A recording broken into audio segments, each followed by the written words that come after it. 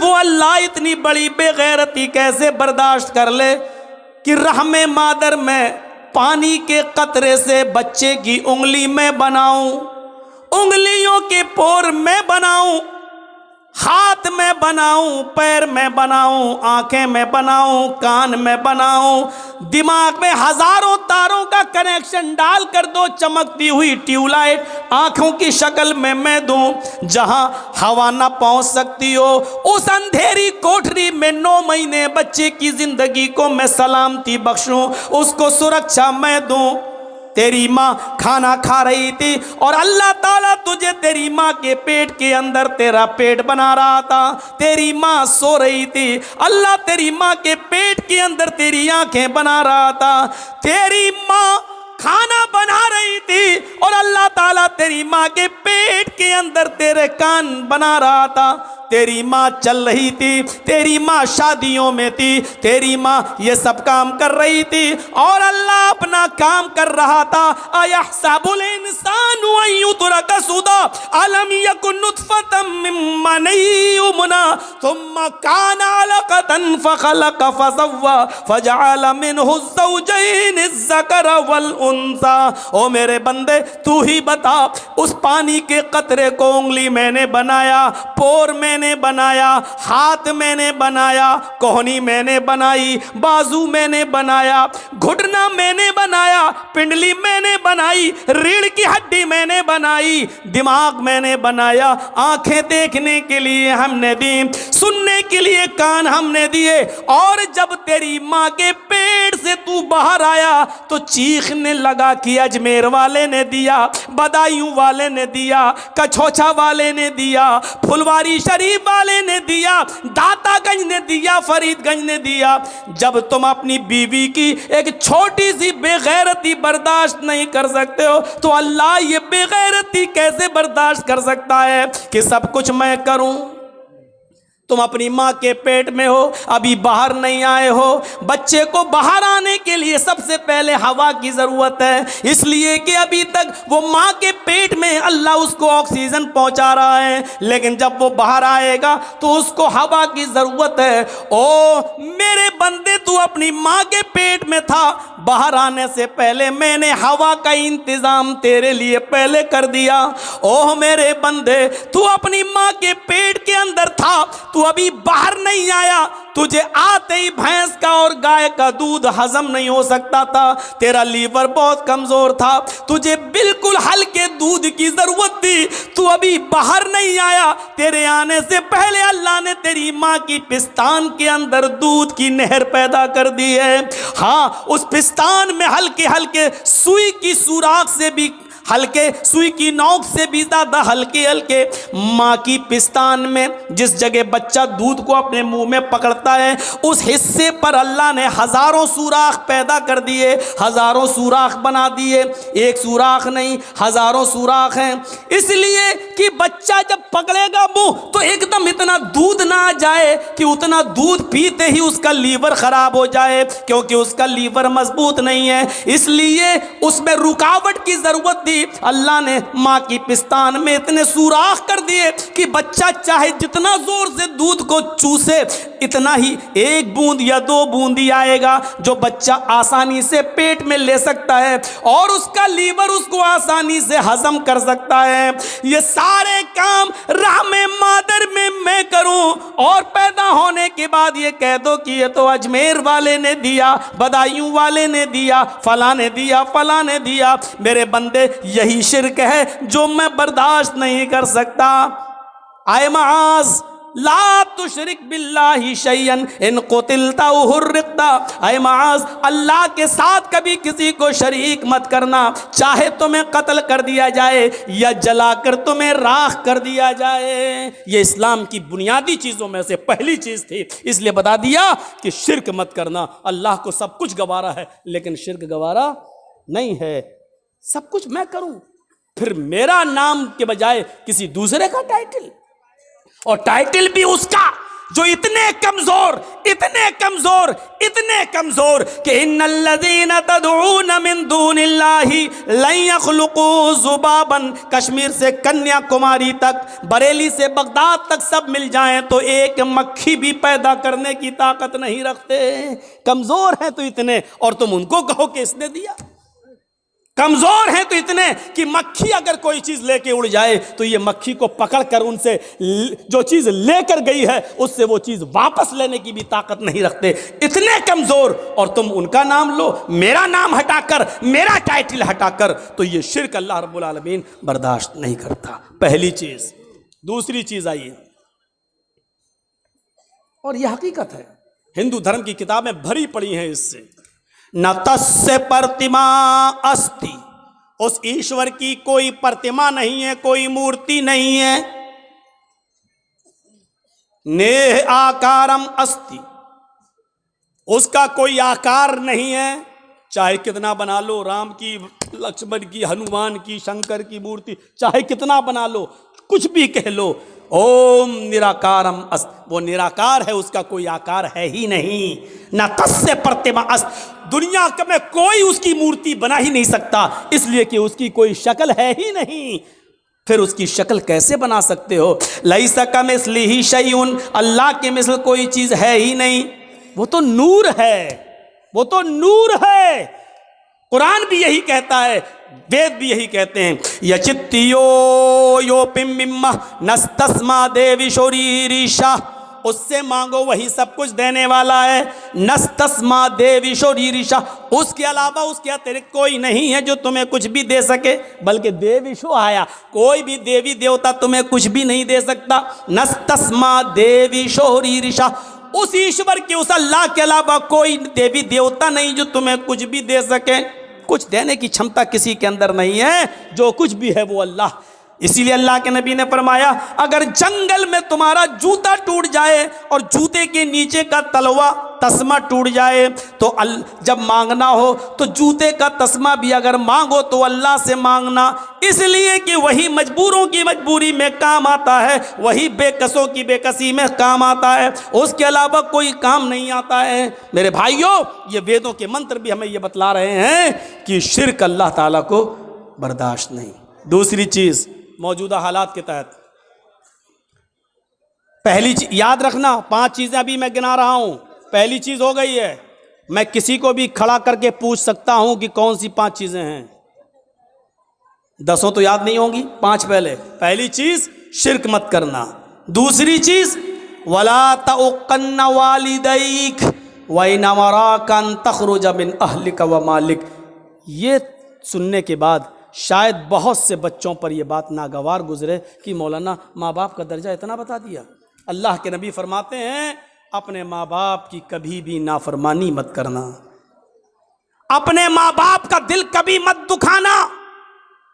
आगे वाला जुमला सुनो, वइन अमराका अन तखरुज मिन अहलिका व मालिक, अगर वो दोनों तुम्हें हुक्म दें कि तुम अपने अहलो अयाल को छोड़ दो और अपना मालो दौलत छोड़ दो, तो उनके हुक्म को मान लेना, यानी अपनी कमाई हुई दौलत छोड़ दो।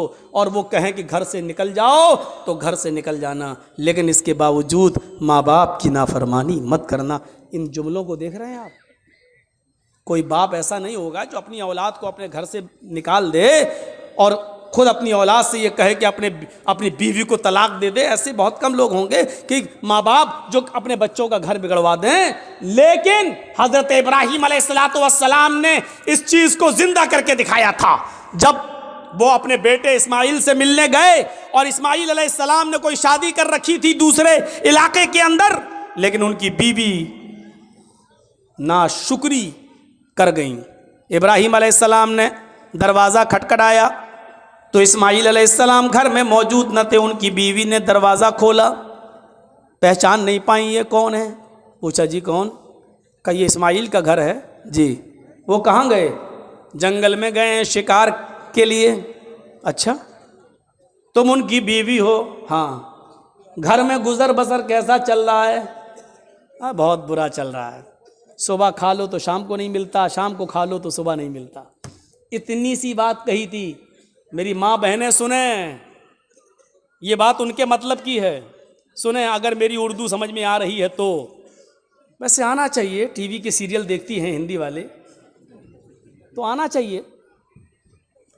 हमसे यूपी में एक मीडिया वाले ने पूछा कि मौलाना आप तो हिंदी उर्दू बोलते हो, तो बंगाल में आपकी तकरीर लोग कैसे समझ जाते हैं? मैंने कहा बंगाल से ज़्यादा तो मेरी बात कहीं समझने वाले हैं ही नहीं, कैसे समझ जाते हैं? ये बात कैसे कह रहे हो?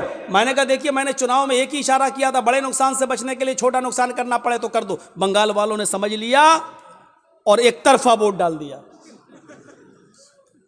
एक तरफा वोट। तो जितनी बात बंगाल के लोग हमारी समझते हैं उतना तो कहीं नहीं समझते। यूपी में देखो कैसी खींचातानी चल रही है। अभी देखिए, पूरा खेल खेला जा चुका है, बिसात बिछाई जा चुकी है। खुद मोदी को आस्तीन के सांप मिल चुके हैं। हमारे ही लोगों में ऐसे लोग भी मिल चुके हैं जो पसे पर्दा उसकी मदद करने के लिए तैयार हैं। उनको मालूम है कि 2 सीट भी हम नहीं जीतेंगे, उनको मालूम है कि हमारी 2 सीट भी नहीं निकलेगी, लेकिन 100 सीटों पर खेल बिगाड़ने का उसी का तो इनाम है, उसी का तो पैसा है, उसी की बदौलत तो हमारी यूनिवर्सिटियां, मेडिकल कॉलेज और ये सारी चीजें चल रही हैं। उनको मालूम है अच्छी तरीके से, वरना वक्त के हालात के तनाजुर में देखिए, मॉब लिंचिंग को देखिए, एनआरसी और सीए पर होने वाले एहतजाज में एकतरफा गोलियों से ठोक दिया गया, मार दिया गया, रहम नहीं आ रहा। इन तमाम चीजों को देखते हुए जर्जीस ने यह कहा है, मैं नहीं कहता कि मेरे लिए फला पार्टी अच्छी है, यकीनन कोई पार्टी अच्छी नहीं है, लेकिन इस वक्त यूपी में आपको यह देखना है कि हमारा बड़ा नुकसान किस में है और छोटा नुकसान किस में है। हमें छोटा नुकसान गवारा कर लेना चाहिए बड़े नुकसान से बचने के लिए। इस किसी पार्टी का नाम नहीं लिया, फिर भी मीडिया उछालेगी क्या? मौलवी जर्जीस ने कहा, अखिलेश का मौलवी आपके बंगाल में क्या कह रहा था? ममता का मौलाना। कहां छिपा है? जिस दिन से ममता जीती है, कमीना मेरा नाम ही लेना भूल गया, अंदर चली गई, बैकग्राउंड हो गई, पता नहीं कहां चली गई। जी हिंदुस्तान की एंकर पता नहीं कहां चली गई, छुप गई। अब मैं उससे पूछता फिर रहा हूं बंगाल की हर तकरीर में, कहां छिपी है?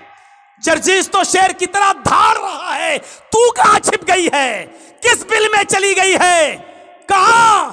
उसका पता नहीं है। अब यूपी में खेल बिगाड़ने की कोशिश होगी और जो चीज हमने बोली भी नहीं है वो दिखाई जाएगी वहां। अभी यूपी में कोई तकरीर मेरी नहीं हो रही है, मैंने पहले कह दिया 6 महीने, अभी जब तक यहाँ इलेक्शन नहीं हो जाएगा मैं नहीं बोलूँगा, मैं तकरीर ही नहीं करूँगा यूपी में। क्यों? क्योंकि मेरी एक तकरीर चाहे जुमे का खुतबा भी दूँ, वो भी उसको उछाल के और इधर उधर का बिहार बंगाल का लाके टीवी वाली उसको जोड़ देगी, इधर उधर का लाके। देखिए मौलवी ये बोला, बोलेंगे हम बंगाल में और दिखाएगा कि यूपी में बोला, क्योंकि ये झूठ इन्होंने अपने बाप से सीखा है। ये झूठ इन्होंने अपने बाप से, अब बाप का नाम नहीं लूंगा, आप जानते हैं वो बाप कौन है। इन्होंने अपने बाप से झूठ बोलना सीखा है और बाप ने झूठ बोलने का इनाम इनको दिया है। तो मेरे भाइयों, हमारे ऊपर भी तलवारें लटकती हैं। वला तौक़न्न वालिदैक, अगर समझ रही हो मेरी माँ बहनों तो सुनो। हज़रत इब्राहीम अलैहिस्सलाम ने कहा घर में गुजर बसर कैसा चल रहा है? कहती है बहुत बुरा, सुबह खा लो तो शाम को नहीं मिलता, शाम को खा लो तो सुबह नहीं मिलता। हज़रत इब्राहीम ने कहा मैं जा रहा हूँ, जब इस्माइल घर पे आ जाएं तो उनसे कहना एक बुज़ुर्ग आदमी आया था, एक बूढ़ा आदमी आया था, उसने तुम्हें सलाम कहा है और एक मशवरा दिया है कि अपने घर की चौखट बदल लो। चौखट समझते हो ना? अपने घर की चौखट बदल लो। इस्माइल की बीवी कहती है बुढ़ा सटी आ गया, चौखट तो मेरी सही है, सर्दी में धूप भी आती है, गर्मी में हवा भी आती है, ये बुढ़ा कह रहा घर की चौखट बदल लो। इस्माइल अलैहिस्सलाम जब शिकार करके वापस आते हैं, कहा कि एक बुढ़ा आदमी आया था, आया होगा, हाँ, फिर सलाम का, अच्छा सलाम कहा, समझ गए कि मेरे बाप हैं जी, और पता नहीं, और कहा कि पता नहीं वाली बहकी बहकी बातें कर रहा था, बुढ़ा था, सटिया गया था। कहने बताओ तो क्या कहा उसने? कहा अपने घर की चौखट बदल लेना। कहा बीवी तुमने क्या कहा उससे? कुछ नहीं, उसने पूछा था घर का गुजर बसर कैसा चल रहा, मैंने कह दिया बहुत बुरा, सुबह खा लो तो शाम को नहीं मिलता, शाम को खा लो तो सुबह नहीं मिलता। कहो आए मेरी बीवी, वो बुढ़ा मेरा बाप था, तुम उसकी बहू हो, और उसने जो ये कहा है कि अपनी चौखट बदल लेना, इसका मतलब ये है कि उसने तुम्हें तलाक देने का हुक्म दिया है मुझे। उसने इशारा कर दिया है कि घर की चौखट ठीक नहीं है, आपकी बीवी तो ऐसी होनी चाहिए, चाहे उसे खाना मिले या न मिले, हर हाल में वो अल्लाह का शुक्र अदा करे, और उसको ये कहना चाहिए कि हम हर हाल में अल्लाह के शुक्रगुजार हैं, उसने जिस हाल में मुझे रखा है ठीक है। लेकिन तुमने ये जुमले न बोलकर ये कह दिया बहुत बुरा हाल है, सुबह खा लो तो शाम को भूखी रहती हूँ, शाम को मिल जाए तो सुबह भूखी उठती हूँ। ये जुमले तुमने कहा, तुमने अपने रब की नाशुक्री की, अल्लाह की नाफरमानी की है, नाशुक्री की है, और मेरे बाप ने तुम्हें तलाक देने का हुक्म दिया है। अब तुम एक पल भी मेरे साथ नहीं रह सकती हो, मैं तुम्हें तलाक दे रहा हूं। इतनी सी बात पर तलाक? तुम तो अपने शौहरों से पता नहीं क्या क्या कह देती हो। जा, पूरे महीने की तनख्वाह मिल गई, फेयर एंड लवली कब की खत्म हो गई, अभी तक नहीं ला रहे। पॉन्ड्स क्रीम कब की खत्म हो गई, अभी तक नहीं ला रहे। जब से तुम्हारे घर में आई हूं परेशानी तो हूं, आराम मिला कब? या अल्लाह, कितने खतरनाक जुमले हैं। इन जुमलों को जबान से कहने से पहले तेरी जबान कट के जमीन पर गिर क्यों नहीं गई? ये जमीन फट क्यों नहीं गई? तू इस जमीन के अंदर समा क्यों नहीं गई? कैसे ये जुमले तेरे मुंह से निकल जाते हैं? दोबारा उन्होंने जब दूसरा निकाह किया और शादी की, फिर एक अरसे के बाद इब्राहिम अलैहिस्सलाम जब दोबारा गए, इस्माइल शिकार के लिए गए हुए थे, दरवाजा खड़खड़ाया, दूसरी बीवी निकल के आई। आप कौन? कहा मैं फलां जगह से आया हूं। इस्माइल कहाँ है? वो शिकार करने गए हैं। अच्छा ये बताओ कि तुम्हारा गुजर बसर कैसा चल रहा है? अल्हम्दुलिल्लाह, बहुत अच्छा, हर हाल में अल्लाह का शुक्र है, अल्लाह ताला ने मुझे जिस हाल में रखा है मैं उस हाल में खुश हूँ। इब्राहिम अलैहिस्सलाम ने कहा जब इस्माइल आ जाएं तो कह देना एक बुजुर्ग आया था, उसने तुम्हें सलाम कहा है और कहा है कि अपने घर की चौखट को बरकरार रखना। ठीक है, घर की चौखट। वो भी ताज्जुब करने लगी, घर की चौखट ठीक है? अरे हमने कब कहा गलत है? तुम होते कौन मशवरा देने वाले? ठीक है तो ठीक ही है। जब बीवी को पूरी बात बताई बीवी ने इस्माइल को, तब कहा कि वो चौखट तुम हो, और इब्राहिम अलैहिस्सलाम मेरे बाप ने कहा इसको बरकरार रखना क्योंकि तुमने अल्लाह का शुक्र अदा किया है। शुक्रगुजार औरत को तो पूरा वाकया बताने का मकसद यह कि माँ बाप की बात मानना। घर बार से निकालने को कहें तो निकल जाओ, लेकिन माँ बाप के सामने उफ भी मत करना। कितने लोग हमसे मिलते, मौलाना मेरी औलाद मेरा कहना नहीं मानती, मौलाना मेरी औलाद मेरा कहना नहीं मानती। कुछ ऐसी तकरीर करना कि औलाद को कुछ असर हो। हज़रत उमर फारूक के पास एक शख्स आता है, हज़रत उमर फारूक के पास एक सहाबी आते हैं और कहते हैं कि अमीरुल मोमिनीन मेरा बेटा दिन पे दिन नालायक होता जा रहा है, दिन पे दिन मेरा बेटा नाफरमान होता जा रहा, उसको आप बुलाइए और उसको समझाइए। सुनो, इब्राहिम उमर हज़रत उमर ने कहा अच्छा बुलाओ बेटे को। बेटे को बुलाया गया। हज़रत उमर ने कहा ये तुम्हारे बाप हैं? हाँ। खूब डांटा, शर्म नहीं आती? इस उम्र में अपने बाप को सताते हो, नाफरमानी करते हो, अपने बाप का दिल नहीं रखते हो, अपने बाप का काम नहीं करते हो। पूरा डांट चुके और जब थक गए डांट डांट कर हज़रत उमर, तब बेटा बोला अमीरुल मोमिनीन अगर समझा चुके हो तो मैं कुछ बोलूं? कहाँ बोलो क्या है? अब मेरी भी कुछ सुनेंगे? हाँ बिल्कुल तुम्हारी भी सुनेंगे। कहा ये बताइए कि सारे हक बेटे का ही है कि बाप के लिए ये करे? बाप के ऊपर भी कुछ जिम्मेदारियां हैं कि नहीं? कहाँ हैं? का बताइए क्या है? हज़रत उमर ने कहा 3 जिम्मेदारियां बाप के ऊपर सबसे पहले आयद होती हैं। पहली जिम्मेदारी ये कि जब घर में बच्चा पैदा हो तो उसका अच्छा नाम रखा जाए। दूसरी जिम्मेदारी बाप के ऊपर यह आयद होती है कि जब वो 7 दिन का हो तो उसका अकीका किया जाए। तीसरी जिम्मेदारी बाप के ऊपर यह आयद होती है कि जब उसका बेटा बालिग हो जाए तो उसकी दीनदार और शरीफ घराने में उसका निकाह कर दिया जाए। ये 3 जिम्मेदारी बाप के ऊपर भी आयद होती है। अब लड़के ने कहा अमीरुल मोमिनीन जरा मेरे बाप से पूछो इन तीनों कामों में से क्या काम किया मेरे साथ? अच्छा पूछो, इसने जब मैं पैदा हुआ तो नाम क्या रखा? हजरत उमर ने कहा क्या नाम है? उसने अरबी में एक जुमला बोला जिसका उर्दू में तर्जमा होता खटमल। क्या नाम है तुम्हारा? का खटमल है। कहिए नाम रखा है मेरे बाप ने। 7वें दिन का हुआ, पूछो अकीका किया? नहीं किया। और जब बालिग हुआ तो मेरी शादी भी कर दी, पूछो दीनदार लड़की से की? कहा कैसी लड़की से की? कहा डायन से कर दी। वो हमें इसकी खिदमत ही नहीं करने देती है। वो कहती है हट, नहीं तेरा बाप ने चल। वो हमें समझने ही नहीं देती। जब मेरे बाप ने ही मेरे हुकूक अदा नहीं किए तो मुझसे क्या उम्मीद रखी जा रही है। अब हजरत उमर ने बाप को डांटा। दोनों तरफ हैं इस्लाम के मामलात, लेकिन माँ बाप को एक दर्जा हासिल है।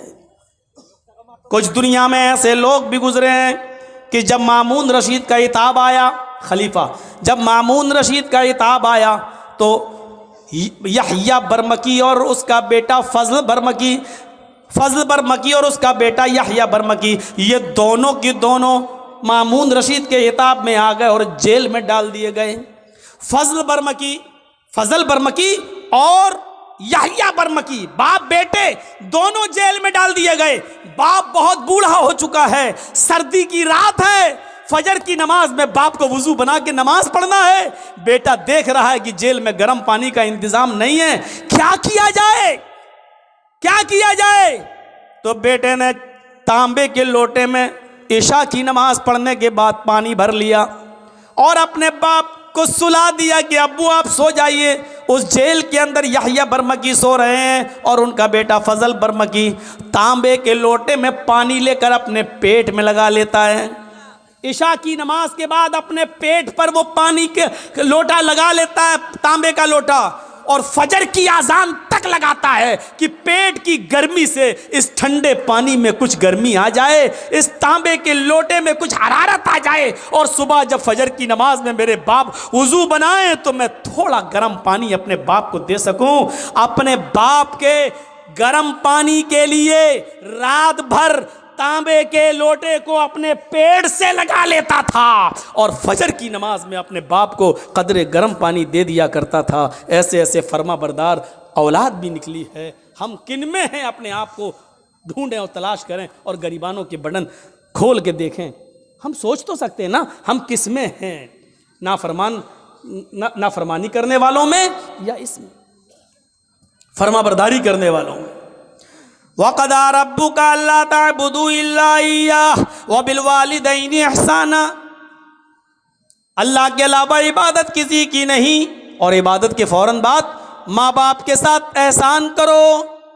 व बिल वालिदैनि इहसाना, मैं बड़े ताज्जुब में था कि अल्लाह ने यहाँ पर एहसान क्यों कहा है। एहसान के अंदर हर नेकी शामिल है। ये नहीं कहा अल्लाह ताला ने कि माँ बाप के साथ उनकी बीमारी में अच्छा सलूक करो, ये नहीं कहा कि उनको खिलाओ, ये नहीं कहा, क्योंकि अगर कह देता खिलाओ तो एक ही माना होता। लेकिन अल्लाह ने क्या कहा, वबिल वालिदैनि इहसाना, एहसान करो। एहसान का मतलब अगर उनको दवा की जरूरत है तो दवा ला कर दो। अगर वो कमर के दर्द के शिकार है, बिस्तर पे लेटे रहते हैं, उन्होंने कहा कि बेटे मुझे ज़रा बाहर बैठने का दिल कर रहा है, तो अपनी पीठ पर लाद कर उनको घर के बाहर उनको हवा खिलाओ, बिठाओ। अगर उनका दिल कहता है कि बेटे मुझे फलां जगह लेके चलो, तो उनको अपने कंधे पे उठाकर उधर भी लेके जाना पड़ेगा। नेकी, एहसान में हर नेकी शामिल है, हर नेकी, जिस चीज़ की भी ज़रूरत है। हज़रत उमर फारूक ने एक सहाबी को, एक शख्स को देखा कि वो खाने काबा का तवाफ़ कर रहा है और उसने अपनी माँ को अपने कंधे पर उठा रखा है। हज़रत उमर फारूक ने उसको देखकर मुस्कुराया, फरमाया तुमने जन्नत कमा ली, तुम अपनी माँ को तवाफ़ करा रहे हो इस हाल में कि तुम्हारी माँ लंगड़ी है और आँखों से अंधी है। तुमने अपनी माँ को तवाफ़ कराया, अपनी गोद में लाद कर उसको खाने काबा का तवाफ़ करा रहे हो, तुमने जन्नत कमा ली। अपनी माँ को तवाफ़ कराने वाला सहाबी क्या कहता है, अमीरुल मोमिनीन, क्या मैंने अपनी माँ का हक़ अदा कर दिया? मैं अपनी माँ का पेशाब पायखाना धोता हूँ क्योंकि आँखों से अंधी है, पैरों से लंगड़ी है। मैं अपने माँ का पेशाब पायखाना साफ़ करता हूँ, इसके कपड़े भी धोता हूँ। मेरी माँ ने तब उम्रा करने की गर्ज से मुझसे गुजारिश की है, तो मैंने उसका तवाफ़ कराया और अपने कंधे पर लाद कर इसको तवाफ़ करा रहा हूँ। क्या मैंने अपनी माँ का हक़ अदा कर दिया? हज़रत उमर मुस्कुरा कर कहते हैं, अपनी माँ के हक़ की अदायगी की बात करता है। तेरी माँ जब तुझे पैदा कर रही थी, तुझे जन रही थी, तुझे अपने पेट से बाहर निकाल रही थी और उसको जनते वक्त पैदा करते हुए जो तकलीफ एक औरत को होती है, जब उसको वो तकलीफ हो रही थी और उसके मुंह से जब पहली चीख निकली आह, जब तू अपने माँ के पेट से बाहर आ रहा था और दर्द की वजह से जब तेरी माँ कराई चिल्लाई, उसने कितनी चीखें मारी है मुझे पता नहीं, उसने कितनी आवाज़ें दी है मुझे पता नहीं, लेकिन दर्द की पहली आवाज़ जो उसके मुंह से निकली, आए मेरे दोस्त, अभी तो तूने अपनी माँ की उस पहली आवाज़ का भी हक अदा नहीं किया, उसकी पूरी जिंदगी का तू हक क्या अदा करेगा? अभी तो तूने अपनी माँ के पैदा करते वक्त होने वाली तकलीफ की पहली दर्द की आवाज़ का भी हक अदा नहीं किया। आदमी अपनी माँ के लिए कितना भी कर ले, लेकिन अपनी माँ का हक अदा नहीं कर सकता है।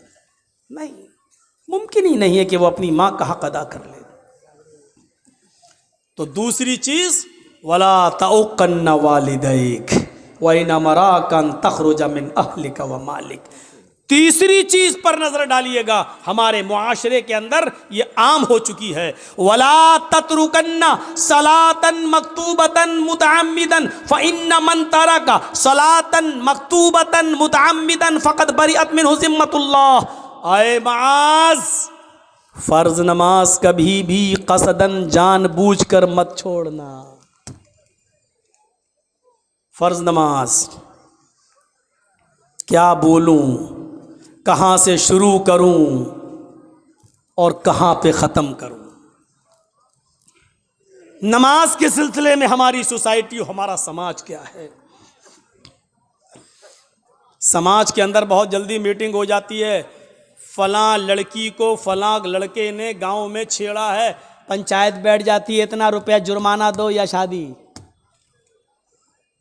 सजा मुतय्यन हो जाती है, पंचायत बैठ जाती है। वाह रे गांव के पंचायतियों।